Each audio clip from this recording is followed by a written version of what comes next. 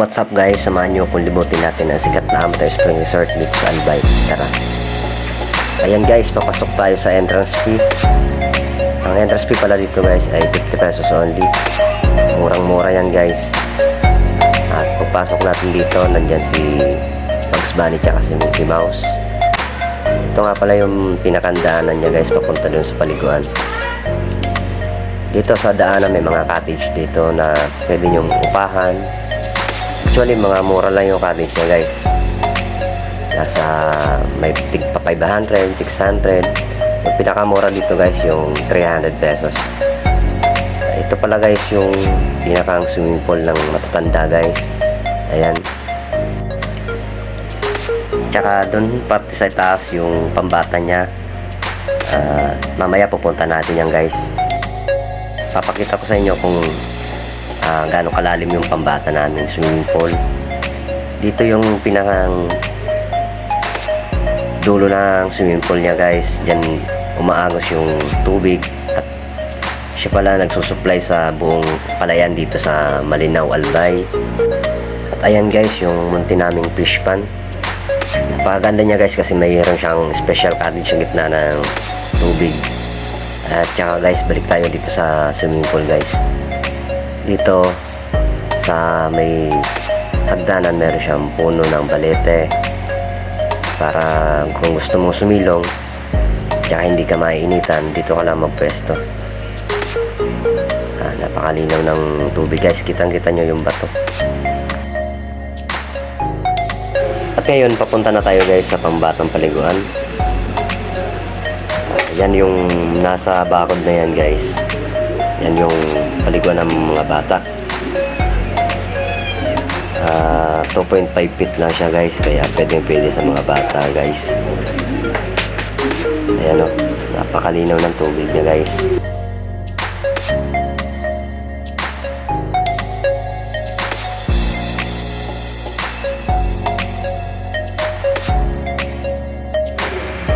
At dito naman pala guys, papakita ko sa inyo yung slide, giraffe slide ng mga bata guys.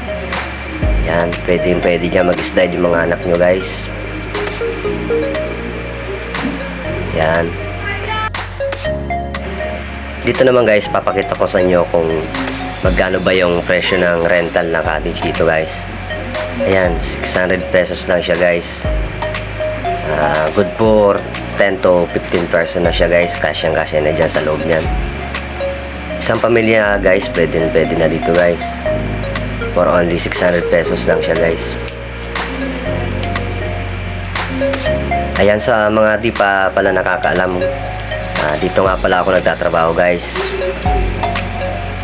At ngayon guys, papakita ko sa inyo yung pinakamalaking cottage namin dito guys. Ito nga pala siya guys. Yan. Ito cottage niya to, ang pangalan niya is Pavilion Cottage. Tinawag siyang Pavilion Cottage guys kasi pwede na sa family reunion. Kasi napakalawak niya guys. Good for 50 to 70 person na siya guys. Kasyang-kasya niya dyan guys. Ngayon guys, papunta tayo dito guys sa iba pang mga cottages. Ayan, dito na yan sa kabila ng pool guys. At dito nyo pala makikita guys yung bukal kung saan nagagaling yung tubig. Dyan sa part na yan. Ito pa extra muna mga guys, yung mga bantay namin guys. Yan yung mga bantay ng kalikasan guys.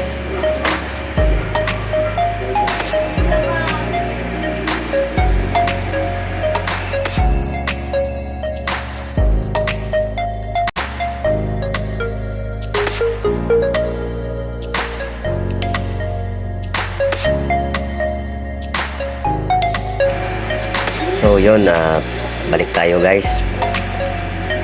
Papakita ko sa inyo yung mga cottages pa dito guys na pwedeng upahan nyo guys pag pumunta kayo dito.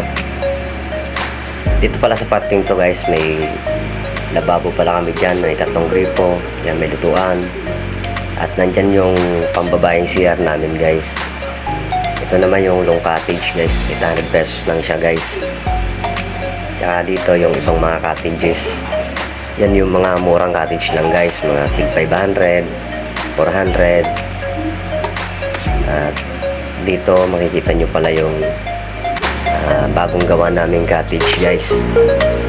Ito bagong repair lang na cottage to guys. Tingnan nyo yung haba niya guys, kasyang kasya dito guys yung 40 to 60 person guys.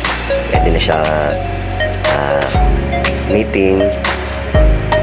Ito naman yung bagong gawa namin cottage guys, twin cottage ang tawag na guys dito. 600 pesos lang yung rent niya guys. Good for 10 to 15 person na din siya guys. Yan, bagong gawa lang siya guys. At ito yung pangatlo guys na bagong gawa lang, yung umbrella cottage guys. Yan, shout out nga pala guys sa mga kasama ko na gumawa nito guys. Yan, napakaganda niya guys. At ngayon ipapakita ko naman sa inyo yung bagong repaint at bagong renovate na closed cottage guys. Ayan, tatlo nga pala sila guys. Ito yung number 1, sa gitna yung number 2, at saka nasa dulo yung number 3. Ayan, may sala pala siya sa labas, pwede kayo mag-inom dyan.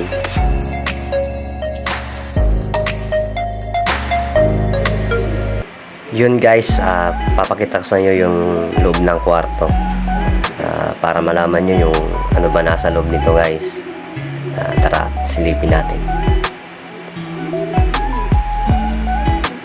Dito nga pala guys sa loob ay hindi pa masyadong kompleto.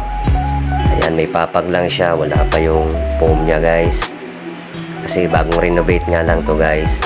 Pero meron din siyang ano guys, may wall fan, may salamin. Ayan, dito sa loob niyang kwarto guys may CR. Ayan, may shower na siya guys. Hindi ka nalalabas para mag CR at mag shower. Dito lang sa loob meron na siya guys. Ngayon naman samahan nyo kung puntahan pa natin yung dalawa pa naming closed cottage dito, yung pinakang mga laking cottage namin. Ayan, at pupunta tayo dun.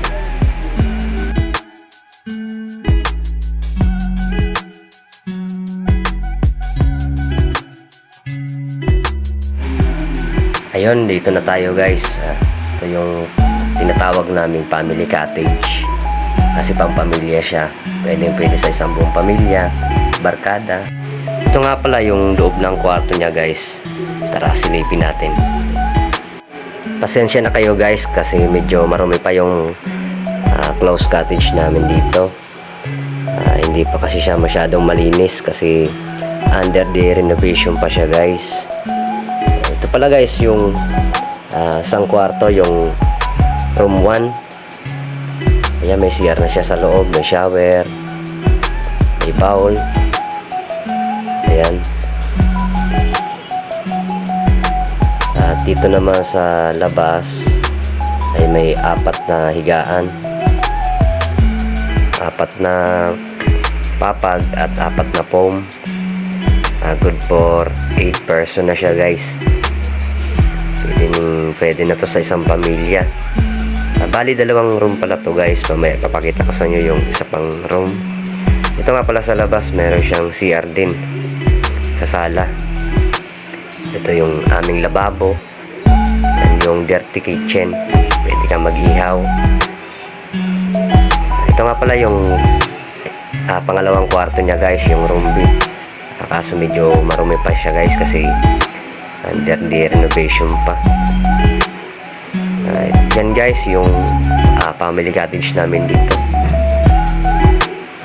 Yung mga gustong tumingin o gustong mag-canvas, comment lang kayo guys at aking sasagutin yung mga tanong nyo guys tungkol dito sa aming mga closed cottage. Ito nga pala guys yung pangalawang malaking closed cottage namin guys. Ito yung tinatawag naming semi-dormitory. Ayan, may sala sa labas. Dito sa kabila yung kusina. Ayan, pwede ka dyan mag-ihaw. Ayan din yung aming lababo, pwede kang maghugas ng mga plato dyan guys.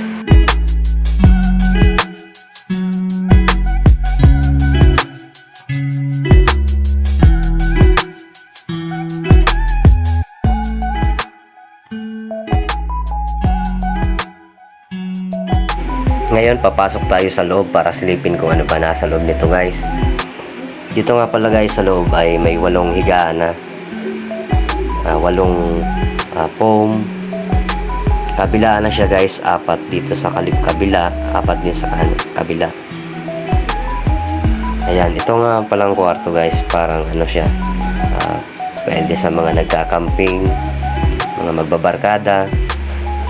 Halimbawa kung nagkayayaan kayo guys, yung mga tropa nyo, pwede na rito guys kasi pwede yung 2 tao sa isang higaan. Ayan, hello guys, kaway-kaway tayo. Shout out sa inyo. Ito nga pala yung mga CR namin dito sa loob. Bali 2 siyang CR.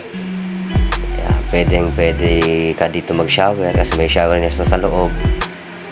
Ito yung lavatory guys, mag-iilamos ka. At ito yung pangalawang CR niya guys, parehas lang yung sa kabila, may shower din siya sa loob, tsaka may bowl. So ayun guys, hanggang dito lang muna yung pag-iikot natin dito sa resort. Yung may mga katanungan guys, comment down below. Don't forget to follow, subscribe and share, and paki-like na lang po ng page ko. Thank you.